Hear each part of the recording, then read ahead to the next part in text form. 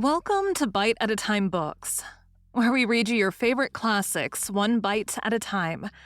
My name is Bree Carlile, and I love to read and wanted to share my passion with listeners like you. You can sign up for our newsletter at biteatatimebooks.com. You'll also find our new t-shirts in the shop, including podcast shirts and quote shirts from your favorite classic novels. Be sure to follow my show on your favorite podcast platform so you get all the new episodes. We're part of the Bite at a Time Books Productions Network. If you'd also like to hear what inspired your favorite classic author to write their novels, and what was going on in the world at the time, check out the Bite at a Time Books Behind the Story podcast, wherever you listen to podcasts. Today we'll be continuing Les Miserables by Victor Hugo. Chapter 2, Preliminary Gaieties. L'Aigle des Mots, as the reader knows, lived more with Jolly than elsewhere. He had a lodging, as a bird has one on a branch. The two friends lived together, ate together, slept together. They had everything in common, even musicetta, to some extent. They were what the subordinate monks who accompany monks are called mini. On the morning of the 5th of June, they went to Corinth to breakfast. Jolly, who was all stuffed up, had a catarrh which L'Aigle was beginning to share. L'aigle's coat was threadbare, but Jolly was well dressed. It was about 9 o'clock in the morning when they opened the door of Corinth. They ascended to the first floor. Matelote and Gibelotte received them. "Oysters, cheese, and ham," said L'Aigle. And they seated themselves at a table. The wine shop was empty. There was no one there but themselves. Gibelotte, knowing Jolly and L'Aigle, set a bottle of wine on the table. While they were busy with their first oysters, a head appeared at the hatchway of the staircase, and a voice said, "I am passing by. I smelled from the street a delicious odor of brie cheese. I enter." It was Grantaire. Grantaire took a stool and drew up to the table. At the sight of Grantaire, Gibelotte placed 2 bottles of wine on the table. That made 3. "Are you going to drink those 2 bottles?" L'Aigle inquired of Grantaire. Grantaire replied, "All are ingenious. Thou alone art ingenious. 2 bottles never yet astonished a man." The others had begun by eating. Grantaire began by drinking. Half a bottle was rapidly gulped down. "So you have a hole in your stomach," began L'Aigle again. "You have one in your elbow," said Grantaire. And after having emptied his glass, he added, "Ah, by the way, L'Aigle of the funeral oration, your coat is old." "I should hope so," retorted L'Aigle. "That's why we get on well together, my coat and I. It has acquired all my folds. It does not bind me anywhere. It is molded on my deformities. It falls in with all my movements. I am only conscious of it because it keeps me warm. Old coats are just like old friends." "That's true," ejaculated Jolly, striking into the dialogue. "An old goat is an old hobby." "Ami, friend." "Especially in the mouth of a man whose head is stuffed up," said Grantaire. "Grantaire," demanded L'Aigle, "have you just come from the boulevard?" "No. We have just seen the head of the procession pass, Jolly and I."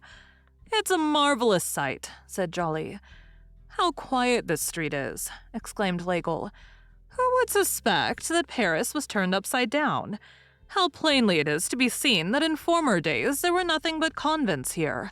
In this neighborhood, Dubreuil and Sauvel give a list of them, and so does the Abbé Leboeuf.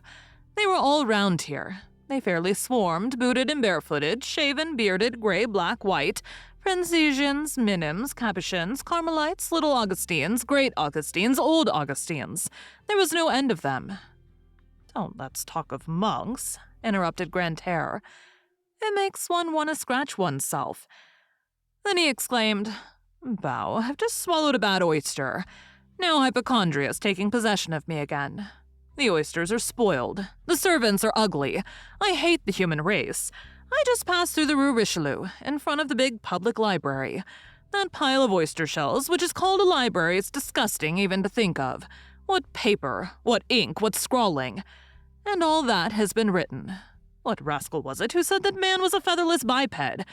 And then I met a pretty girl of my acquaintance who is as beautiful as the spring, worthy to be called Floréal. and who is delighted, enraptured, as happy as the angels because a wretch yesterday, a frightful banker all spotted with smallpox, deigned to take a fancy to her. Alas, woman keeps on the watch for a protector as much as for a lover. Cats chase mice as well as birds. 2 months ago, that young woman was virtuous in an attic. She adjusted little brass rings in the eyelet holes of corsets. What do you call it? She sewed. She had a camp bed. She dwelt beside a pot of flowers. She was contented. Now here she is, bankerless. This transformation took place last night. I met the victim this morning in high spirits. The hideous point about it is that the jade is as pretty today as she was yesterday. Her financier did not show in her face. Roses have this advantage or disadvantage over women, that the traces left upon them by caterpillars are visible. There is no morality on earth. I call to witness the myrtle, the symbol of love, the laurel, the symbol of air, the olive, that ninny, the symbol of peace, the apple tree, which came nearest wrangling Adam with its pips, and the fig tree, the grandfather of petticoats. As for right, do you know what right is? The Gauls covet Clusium. Rome protects Clusium and demands what wrong Clusium has done to them. Brennus answers, the wrong that Alba did to you, the wrong that Finaday did to you, the wrong that Equus, the Volsci, and the Sabines have done to you. They were your neighbors. The Clusians are ours. We understand neighborliness just as you do. You have stolen Alba. We shall take Clusium, Rome said. You shall not take Clusium. Brennus took Rome. Then he cried, Ve Victis. That is what right is. What beasts of prey there are in this world. What eagles. It makes my flesh creep. He held out his glass to Jolly, who filled it. Then he drank and went on, having hardly been interrupted by this glass of wine, of which no one, not even himself, had taken any notice. Brennus, who takes Rome, is an eagle. The banker who takes the grisette is an eagle. There is no more modesty in the one case than in the other. So we believe in nothing. There is but one reality. Drink. Whatever your opinion may be in favor of the lean cock, like the canton of Uri, or in favor of the fat cock, like the canton of Glarus, it matters little. Drink. You talk to me of the boulevard, of that procession, etc., etc. Come now, is there going to be another revolution? This poverty of means on the part of the good God astounds me. He has to keep greasing the groove of events every moment. There is a hitch. It won't work. Quick, a revolution. The good God has his hands perpetually black with that cart grease. If I were in his place, I'd be perfectly simple about it. I would not wind up my mechanism every minute. I'd lead the human race in a straightforward way.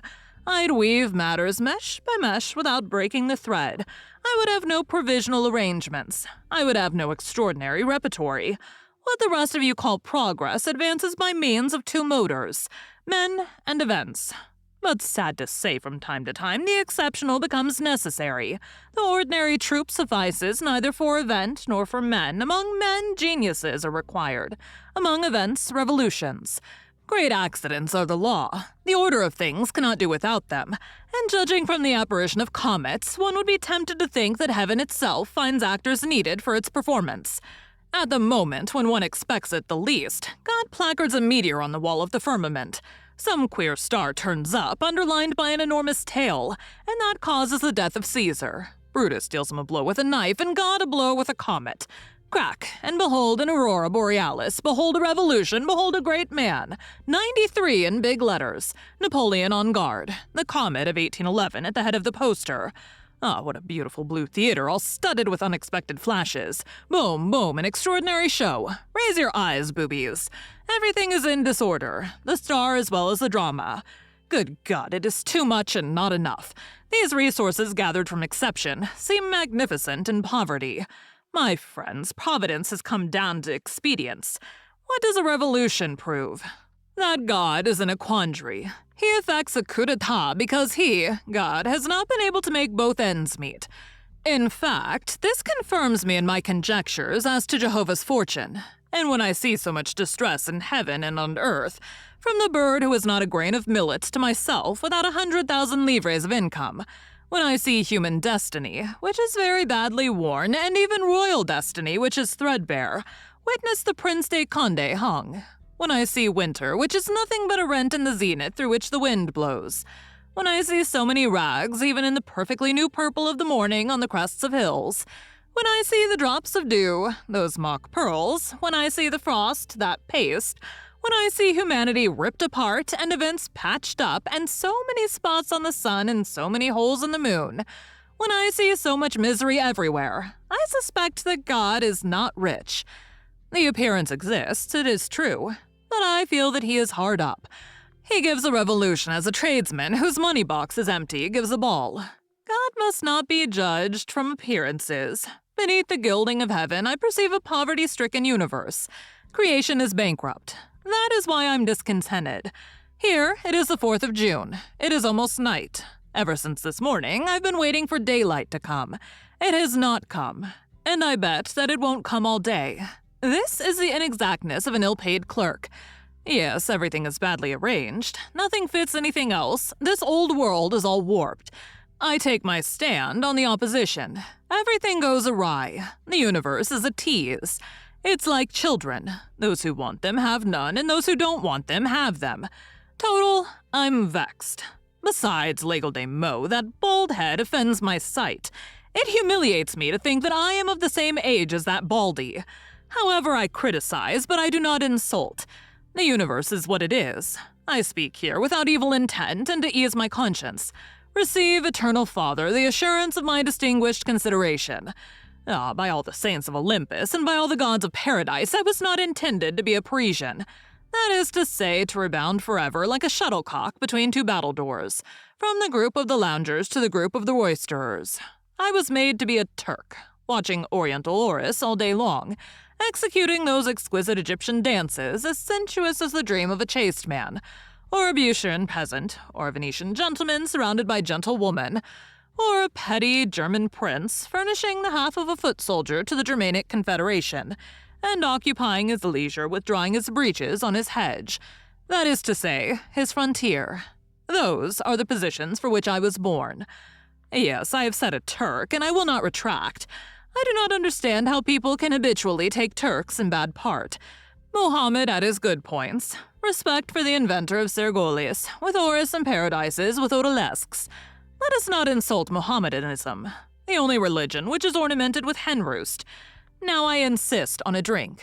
The earth is a great piece of stupidity, and it appears that they're going to fight all those imbeciles, and to break each other's profiles and to massacre each other in the heart of summer, in the month of June when they might go off with a creature on their arm, to breathe the immense heaps of new-mown hay in the meadows. Really, people do commit altogether too many follies. An old broken lantern, which I have just seen at a bric-a-brac merchant, suggests a reflection to my mind. It is time to enlighten the human race. Yes, behold me sad again. That's what comes of swallowing an oyster in a revolution the wrong way. I am growing melancholy once more. Oh, frightful old world. People strive, turn each other out, prostitute themselves, kill each other, and get used to it. And Grantaire, after this fit of eloquence, had a fit of coughing, which was well earned. Apropos of revolution, said Jolly, it is decidedly aberrant that Marius is in love. Does anyone know with whom? Demanded Legel. Do. No? Do, I tell you. Marius's love affairs, exclaimed Grantaire. I can imagine it. Marius is a fog, and he must have found a vapor. Marius is of the race of poets. He who says poet says fool, madman. Debray is Apollo. Marius and his Marie, or his Marion, or his Maria, or his Mariette. They must make a queer pair of lovers. I know just what it is like. Ecstasies in which they forget to kiss. Pure on earth, but joined in heaven. They are souls possessed of senses. They lie among the stars. Grantaire was attacking his second bottle, and possibly his second harangue, when a new personage emerged from the square aperture of the stairs. It was a boy, less than 10 years of age, ragged, very small, yellow with an odd fizz, a vivacious eye, an enormous amount of hair drenched with rain, and wearing a contented air. The child, unhesitatingly, making his choice among the three, addressed himself to Legal de Meaux. Are you Monsieur Bossuet? That is my nickname, replied Legal. What do you want with me? This. A tall blonde fellow on the boulevard said to me, do you know Mother Huchelot? I said, yes, Rue Cheverary, the old man's widow. He said to me, go there. You will find Monsieur Bossuet. Tell him from me ABC. It's a joke that they're playing on you, isn't it? He gave me 10 sous. "Jolly, lend me 10 sous," said Legel. And turning to Grantaire, "Grantaire, lend me 10 sous." This made 20 sous, which Legel handed to the lad. "Thank you, sir," said the urchin. "What is your name?" inquired Legel. "Navette? Gavroche's friend?" "Stay with us," said Legel. "Breakfast with us," said Grantaire. The child replied, "I can't. I belong in the procession. I'm the one to shout, 'Down with Polignac!'" And executing a prolonged scrape of his foot behind him, which is the most respectful of all possible salutes, he took his departure. The child gone, Grantaire took the word. "That is the purebred gammon. There are a great many varieties of the gammon species.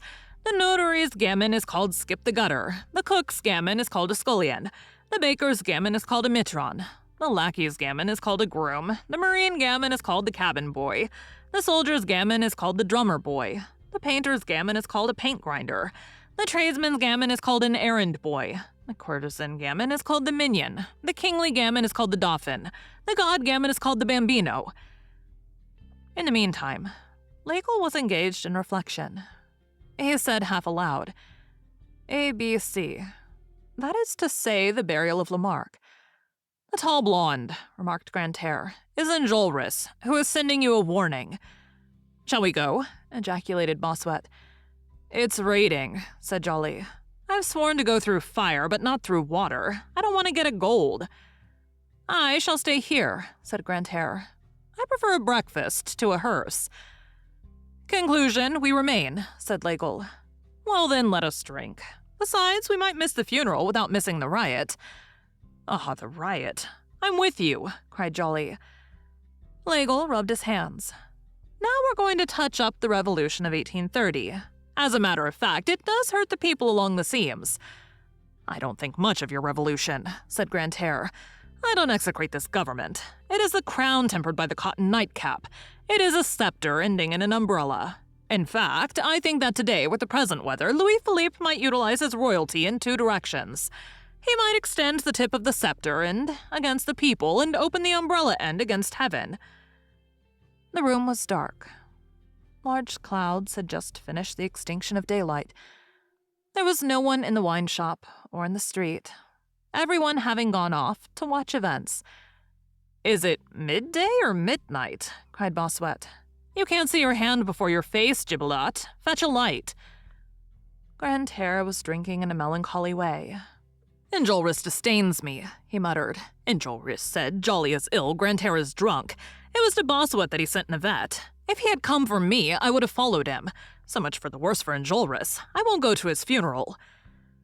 This resolution once arrived at, Bossuet, Joly, and Grantaire did not stir from the wine shop. By 2 o'clock in the afternoon, the table at which they sat was covered with empty bottles. 2 candles were burning on it, one in a flat copper candlestick which was perfectly green, the other in the neck of a cracked carafe. Grantaire had seduced Joly and Bossuet to wine. Bossuet and Joly had conducted Grantaire back towards cheerfulness. As for Grantaire, he had got beyond wine, that merely moderate inspirer of dreams ever since midday. Wine enjoys only a conventional popularity with serious drinkers. There is, in fact, in the matter of inebriety, white magic and black magic. Wine is only white magic. Grantaire was a daring drinker of dreams.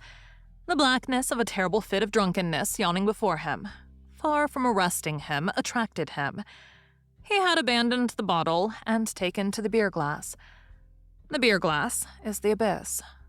Having neither opium nor hashish on hand, and being desirous of filling his brain with twilight, he had had recourse to that fearful mixture of brandy, stout, absinthe, which produces the most terrible of lethargies.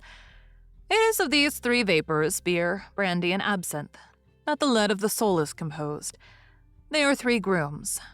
A celestial butterfly is drowned in them, and there are forms there in a membranous smoke, vaguely condensed into the wing of the bat, 3 mute furies, nightmare, night, and death, which hover about the slumbering psyche. Grantaire had not yet reached that lamentable phase. Far from it. He was tremendously gay, and Bossuet and Joly retorted. They clinked glasses. Grantaire added to the eccentric accentuation of words and ideas, a peculiarity of gesture, He rested his left fist on his knee with dignity, his arm forming a right angle, and with cravat untied, seated astride a stool, his full glass in his right hand, he hurled solemn words at the big maidservant, Matelote. Let the doors of the palace be thrown open. Let everyone be a member of the French Academy and have the right to embrace Madame Huchelot. Let us drink. And turning to Madame Huchelot, he added, Women ancient and consecrated by use, draw near that I may contemplate thee. And Jolly exclaimed, Matelote and Gibelotte, don't jib Grantaire anything more to drink. He has already devoured since this boarding in wild prodigality 2 francs and 95 centibes. And Grantaire began again. Who has been unhooking the stars without my permission and putting them on the table in the guise of candles? Bossuet, though very drunk, preserved his equanimity. He was seated on the sill of the open window, wetting his back in the falling rain and gazing at his 2 friends. All at once he heard a tumult behind him. Hurried footsteps, cries of "to arms!" He turned round and saw in the Rue Saint-Denis, at the end of the Rue de la Chevrerie, Enjolras passing, gun in hand, and Gavroche with his pistol, Pioli with his sword, Courfeyrac with his sword, and Jean Prouvaire with his blunderbuss, Combeferre with his gun, Malherot with his gun, and the whole armed and stormy rabble which was following them. The Rue de la Chevrerie was not more than a gunshot long. Bossuet improvised a speaking trumpet from his 2 hands placed round his mouth and shouted, Courfeyrac! Courfeyrac, ho-he! Courfeyrac heard the shout, caught sight of Bossuet, and advanced a few paces into the Rue de la Chevrerie, shouting, What do you want? Which crossed a Where are you going? To make a barricade, replied Courfeyrac. Well, here. This is a good place. Make it here. That's true, Aigle, said Courfeyrac. And at a signal from Courfeyrac, the mob flung themselves into the Rue de la Chevrerie. Thank you for joining Bite at a Time Books today, while we read a bite of one of your favorite classics. Again, my name is Bree Carlile, and I hope you come back tomorrow for the next bite of Les Miserables. Don't forget, you can sign up for our newsletter at biteatatimebooks.com. And while you're there, check out our t-shirt shop. You can look in the show notes or on our website, biteatatimebooks.com, for the rest of the links for our show. We'd love to hear from you on social media. You can find us everywhere at Bite at a Time Books.